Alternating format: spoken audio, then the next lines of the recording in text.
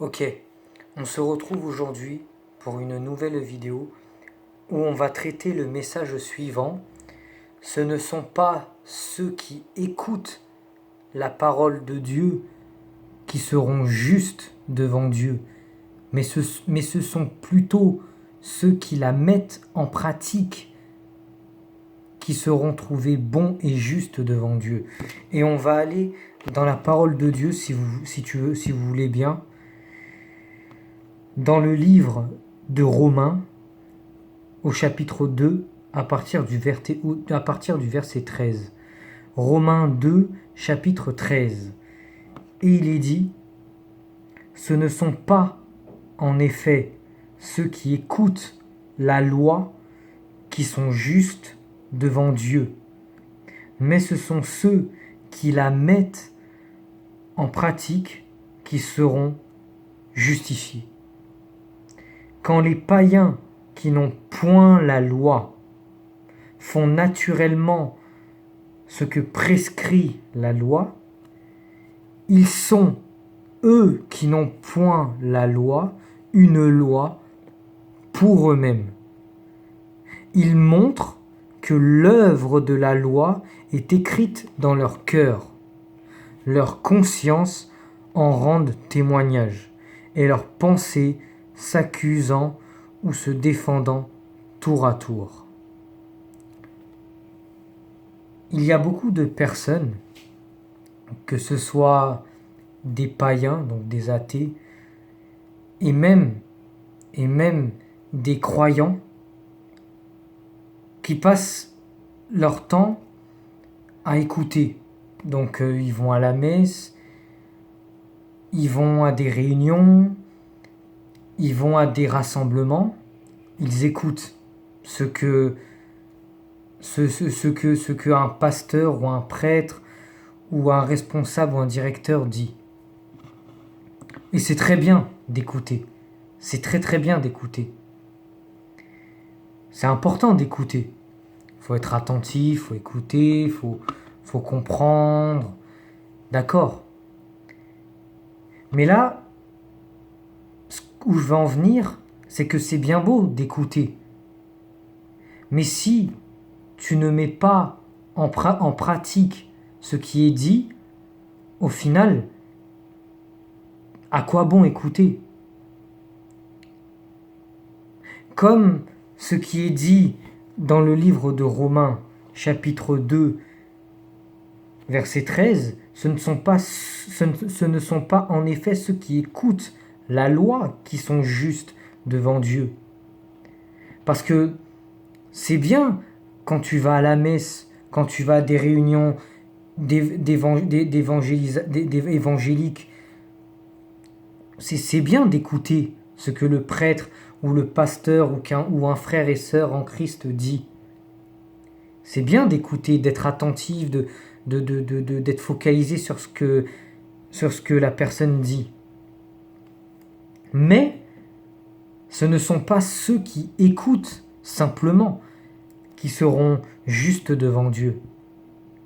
Mais ce sont plutôt ceux qui écoutent et qui mettent en pratique, qui passent à l'action par des actes, qui seront justifiés et qui seront trouvés bons devant Dieu. Beaucoup de personnes pensent que le fait d'écouter, que d'aller à la messe, que un dimanche matin, c'est suffisant. Moi je dis que non. La Bible dit que non. Car il faut, avant toute chose, comprendre que quand tu écoutes, il y a forcément des actions qui doivent suivre derrière. Car on le dit souvent, mais on a souvent entendu ce proverbe qui dit des actes vaut mieux que des paroles. Des actes vaut mieux que des paroles. C'est mieux de faire des actions que de simplement parler. C'est mieux de faire des actions que de simplement écouter de façon complètement bornée. On va aller dans le livre de Jacques. Hein. On va aller dans le livre de Jacques. Vous allez comprendre où est-ce que je vais en venir.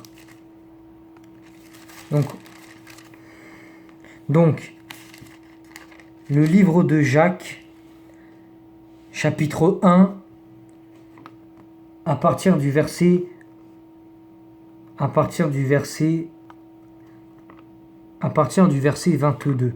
Donc, Jacques 1, verset 22, et il est dit: mettez en pratique la parole et ne vous bornez pas à l'écouter, en vous trompant vous-même par de faux raisonnements. Car si quelqu'un écoute la parole et ne la met pas en pratique, il est semblable à un homme qui regarde dans un miroir son visage naturel, tel qu'il est, et qui, après s'être regardé, s'en va et oublie aussitôt qu'elle y était. Mais, donc là, verset 25, mais celui qui aura plongé les regards dans la loi parfaite, la loi de la liberté, donc la parole de Dieu, et qui aura persévéré en la pratiquant, se mettant à l'œuvre, donc en œuvrant, en pratiquant, celui-là sera heureux dans son activité. C'est très simple là-dedans. Là-dedans, c'est clair. Il ne suffit pas simplement d'écouter bêtement. Quand une personne vous prêche la parole, quand quelqu'un vous prêche la parole dans les églises, quand un pasteur vous prêche la parole, c'est pas le but en fait d'écouter simplement. Ah oui, c'est magnifique ce qu'il dit, c'est très beau, c'est merveilleux, mais il faut aussi mettre en pratique la parole de Dieu. Quand on dit il faut arrêter l'impudicité sexuelle, parce que l'impudicité sexuelle ne correspond pas à ce que Dieu veut. D'accord ? Quand on dit arrêter l'adultère, il ne faut pas simplement écouter, il faut le faire. Il ne faut pas simplement écouter, il faut le faire. Il faut le faire. Quand on dit éloignez-vous de l'esprit de ce monde, parce que ce monde, justement, l'esprit de ce monde, c'est de la perversion, c'est un monde corrompu. Il ne faut pas juste dire ah oui, tu as tout à fait raison, oui, c'est vrai ce que tu dis. Non, il faut mettre en pratique. Quand on dit il faut passer plus de temps dans la présence de Dieu, en priant, en louant le Seigneur, en bénissant le Seigneur, en effectuant des actions de grâce, en jeûnant de temps en temps, en évitant certains types de musique mondaine, pas bon, voire la plupart des musiques mondaines. Quand on dit arrêtez l'idolâtrie, il ne faut pas juste écouter, il faut pratiquer ces choses-là. Il faut vraiment mettre en place des actions conformes à la parole de Dieu pour arrêter ces choses. Quand on dit faut prêcher l'évangile, il faut parler à de multiples personnes de Jésus. Il ne suffit pas juste de s'entêter à écouter à l'aveugle. Il faut pratiquer ces choses. Parce que c'est Jésus qui le dit. C'est Jésus qui le dit. Mais il y a beaucoup de personnes qui écoutent mais qui ne pratiquent pas. Pourquoi ? Parce que certaines personnes, pas tous, mais certaines, que ça soit des païens ou des croyants, ils ont un péché secret à l'intérieur, dans leur cœur. Ils ont un péché qu'ils n'ont pas réglé et qu'ils ne veulent pas forcément supprimer. Du coup, certains ne mettent pas en pratique cette parole parce qu'ils ont envie de garder ce petit péché dans leur cœur. Et ça, Jésus en parle. Ça, Jésus, il en parle dans Romains 2, à partir du verset 16, il est dit, Romains 2, verset 16, il est dit, ce qui paraîtra au jour où, selon mon évangile, Dieu jugera par Jésus-Christ les actions secrètes des hommes, Les personnes qui écoutent la parole, mais qui ne la mettent pas en pratique, certains, pas tous, pas toutes, mais certains ont un péché secret dans leur cœur. Et ça, que vous le vouliez ou non, la Bible révèle ça. Il est clairement dit dans Romains 2, chapitre 16, ce qui paraîtra au jour, donc le jour du jugement, au jour où, selon mon évangile, donc là c'est selon mon évangile, Dieu jugera par Jésus-Christ, qu'il a désigné pour juger toute nation, les actions secrètes des hommes, ce qui se fait en secret. Vous savez, on peut être croyant, on peut être une personne qui fait le bien, on peut être une personne qui prêche l'évangile, qui fait tout un tas de choses, évidemment. Mais il y a certaines personnes qui, évidemment, peuvent avoir l'apparence de la piété. La piété, ça veut dire apparence correcte, bien, comme il faut. Mais qu'il y a certaines choses qui ne mettent pas en pratique, qui sont en accord avec la parole de Dieu. Pourquoi ? Parce qu'ils ont un péché secret qu'ils ne veulent pas dévoiler à l'intérieur. Mais Jésus, lui, il dévoile tout. Jésus, par sa lumière, il dévoile tout. Ton corps devient transparent et on voit ton péché que tu veux cacher ici. Ça, faut régler ça, par contre. Le but de ce message, c'est principalement pour dire que c'est bien beau d'écouter. C'est quand on donne des conseils, quand quelqu'un nous donne un conseil. Oui, c'est pas parce que une personne nous donne un conseil que forcément c'est le meilleur conseil qui soit. Mais ça, on le saura que si on pratique ce qu'on nous a conseillé. Parce que Jésus, il l'a dit. Jésus l'a très bien dit. Ce ne sont pas, en effet, ceux qui écoutent la loi qui sont justes devant Dieu. Ce ne sont pas ceux qui écoutent ce qu'il est dit dans une messe ou ce qu'il est dit dans une réunion d'évangélisation qu'ils écoutent bêtement. Ok, oui, c'est magnifique, c'est merveilleux, qui seront justes. Non, ceux qui pratiquent ce qui est écrit dans la parole de Dieu, ceux qui pratiquent, ceux qui prêchent l'évangile, ceux qui prient souvent, ceux qui parlent régulièrement à Dieu, ceux qui effectuent de nombreuses actions de grâce pour Dieu, ceux qui louent le Seigneur souvent, ceux qui détournent leur cœur du péché, ceux-là seront trouvés bons et justes devant Dieu, car ils mettent en œuvre ce qu'ils ont vu, ce qu'ils ont entendu de la parole de Dieu. Et il ne suffit pas juste d'écouter, parce que quand tu écoutes, il n'y a aucun progrès, il n'y a aucun travail qui se fait. Les personnes qui écoutent, c'est des personnes qui écoutent juste pour écouter. C'est des personnes, pour l'instant, qui ne sont pas prêts. Mais un jour, ça va venir. Un jour, ça va venir. Certains ne sont pas prêts, mais d'autres, s'ils mettent pas en pratique, c'est aussi parce qu'ils ont un péché qu'ils veulent dissimuler à tout prix dans leur cœur, qu'ils ne veulent pas dévoiler. Et ça, dans l'église catholique, où il y a beaucoup de personnes qui vont à la messe, il y en a énormément. Sans tomber dans le jugement, il faut dire les 4 vérités, il y en a énormément. Et ça, il faut régler tout ça. Et il ne faut surtout pas qu'un enfant de Dieu, ou même ceux qui écoutent la parole et qui ont donné leur vie à Jésus-Christ, soient comme ça. Il faut mettre en pratique ce que tu entends. Ce que tu as entendu dans la parole de Dieu, mets-la en pratique. Ne te borne pas simplement à l'écouter.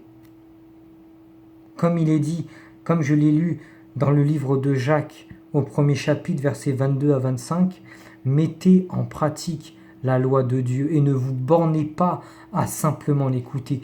Car simplement écouter, ça ne veut rien dire. Tout le monde peut écouter.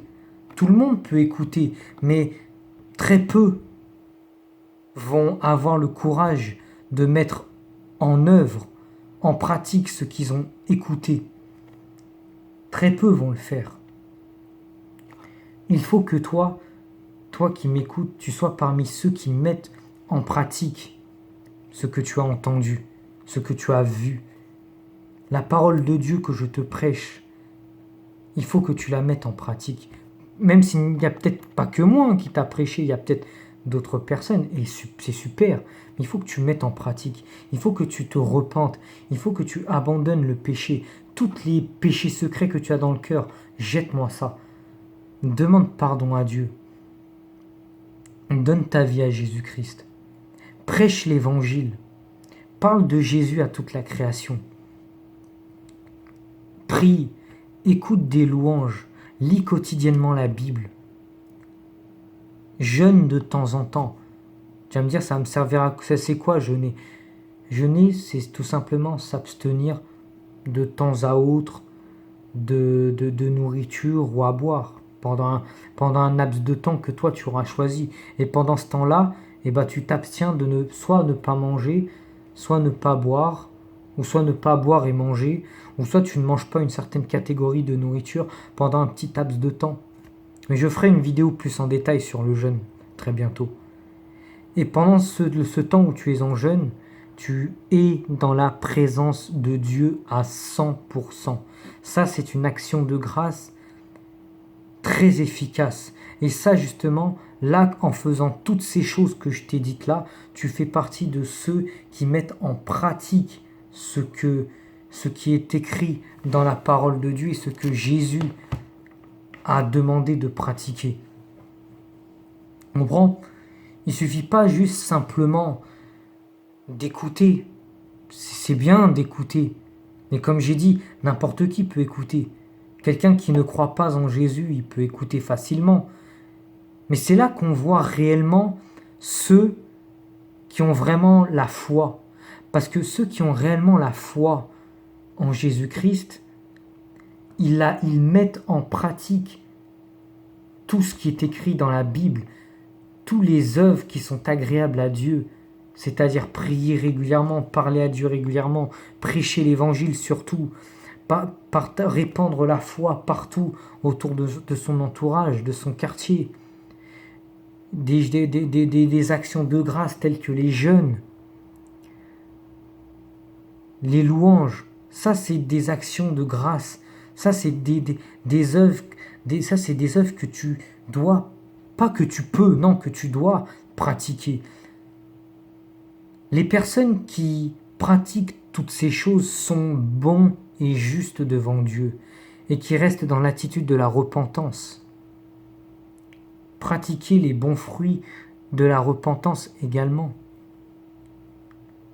N'importe qui peut écouter, comme n'importe qui peut croire, mais très peu de personnes auront la foi, une foi vraiment solide et basée jusqu'à pratiquer les œuvres qui sont agréables à Dieu, qui sont écrites dans ce magnifique livre.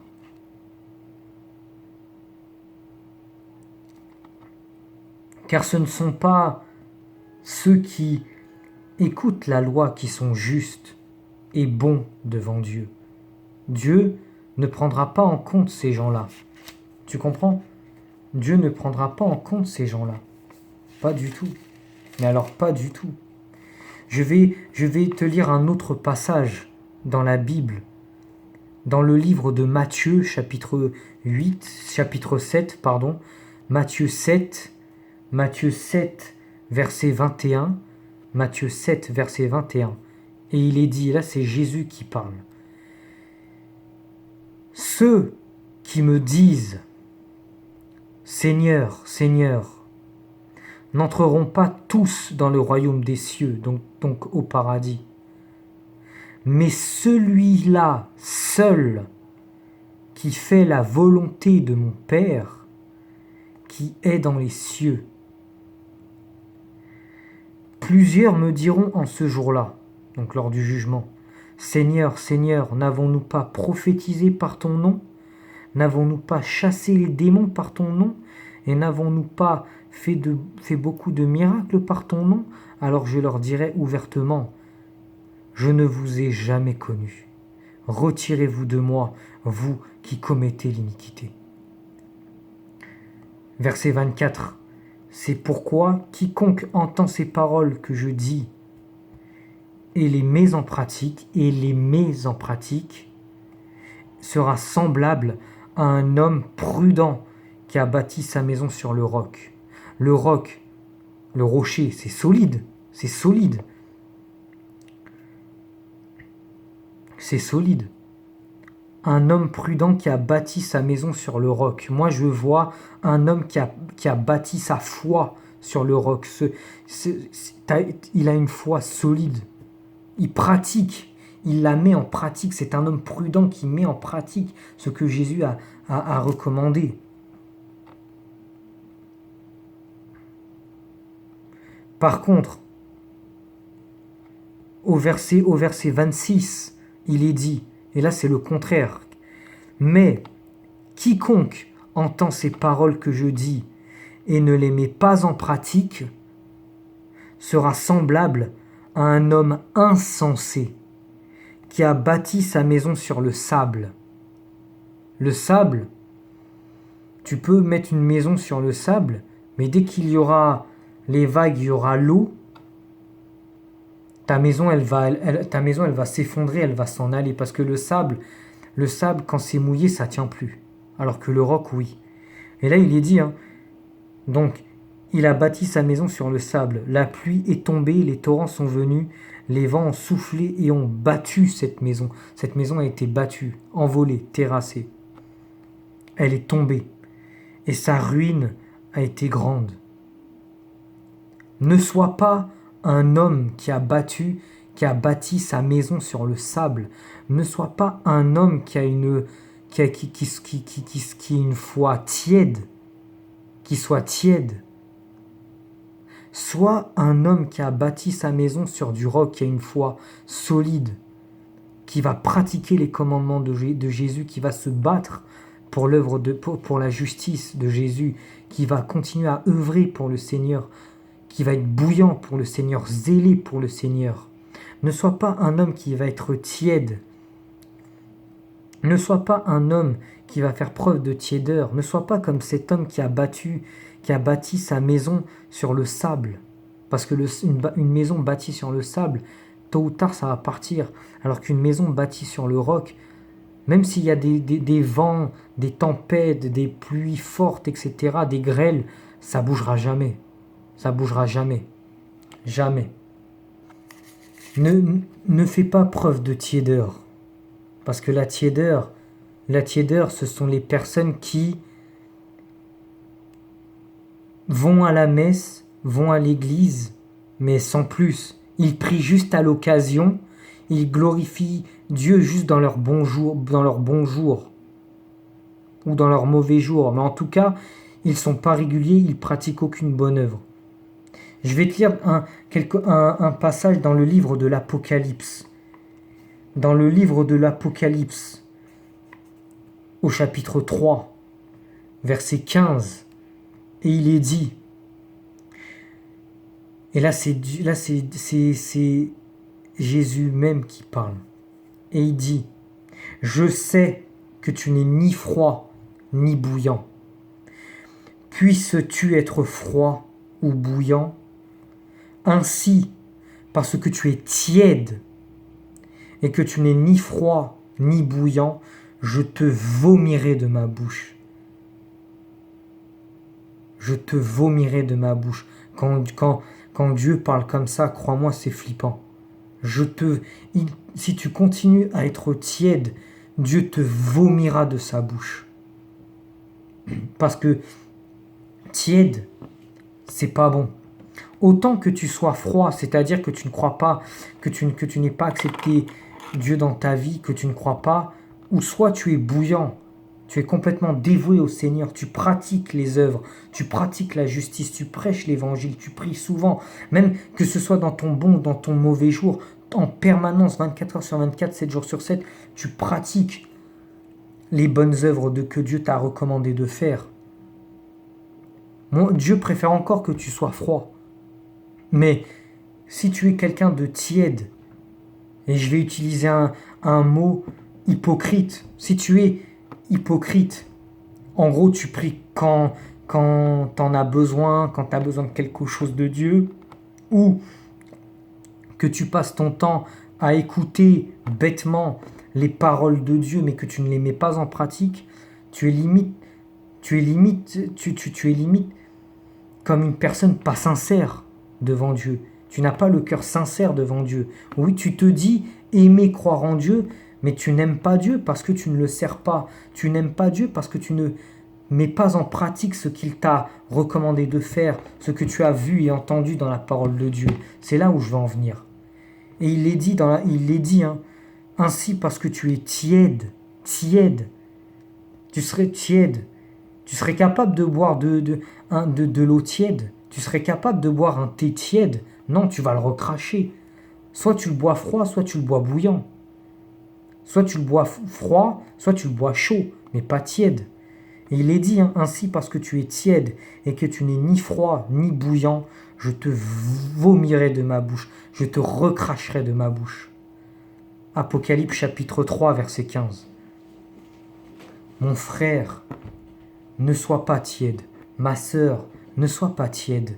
Ne vous contentez pas simplement d'écouter en vain les paroles de Dieu. Ne vous bornez pas en vain à écouter bêtement l'évangile.